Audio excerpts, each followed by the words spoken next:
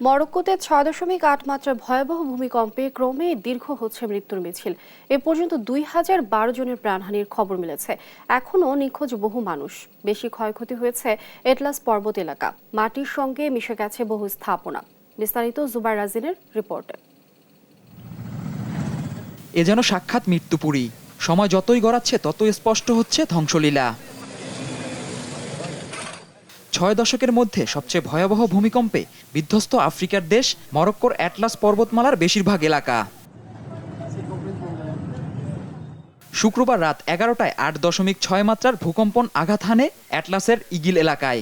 এতে কেঁপে ওঠে রাজধানী রাবাত সহ অন্যান্য শহরও। মার্কিন ভূতাত্ত্বিক জরিপ সংস্থা জানায় এর গভীরতা ছিল মাটির ১৮.৫ কিলোমিটার গভীরে। উৎপত্তিস্থল ওকাই মেদেনের স্কাই রিসোর্টের কাছে। এর ১৯ মিনিটের মাথায় ৮.৯ মাত্রার আরও একটি ভূকম্পন আঘাত হানে মরক্কোতে। ভূমিকম্পে মার্কেস শহরের ঐতিহ্যবাহী জেমা আল ফনা স্কয়ারের একটি মসজিদ সহ বহু ভবন ধসে পড়েছে। মার্কেস, আল হাউজ, ওয়ারজাজেট, আজিলাল, চিচাউয়া ও তারুদান্স এলাকায় বেশি ক্ষয়ক্ষতি হয়েছে। সৃষ্টিকর্তার ইচ্ছা, অনেক ক্ষয়ক্ষতি হয়েছে। শহরের বাড়িঘরগুলো অনেক পুরনো। এখানে একটি ঘর ধসে পড়লে তার পাশেরটিও ধসে পড়ে। আমি ছাদে ছিলাম, হঠাৎই কম্পন অনুভব করি। এরপর মানুষের চিৎকার শুনতে পাই। তখনই বুঝতে পারি এটা ভূমিকম্প। আমার পরিবারের সবাইকে বাইরে যেতে বলি। বাড়ি মারাত্মকভাবে দুলছিল।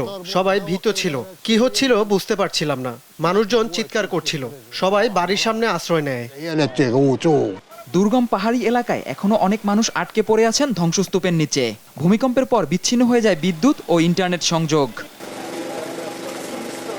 আহতদের প্রাণ রক্ষায় যে যেভাবে পেরেছেন ছুটে এসেছেন। কেউ দিচ্ছেন রক্ত, চালু হয়েছে ব্লাড ব্যাংক, বিশেষ টিম পাঠিয়েছে রেড ক্রস। ভয়াবহ ভূমিকম্পে শোক জানিয়েছেন বাইডেন, পুতিন, এরদোয়ান, স্পেনের প্রধানমন্ত্রী পেদ্রো সানচেজ, জেলেনস্কি সহ বিশ্ব নেতারা। উদ্ধার কাজে যোগ দিয়েছে তুরস্কের ২৬৫ সদস্যের টিম।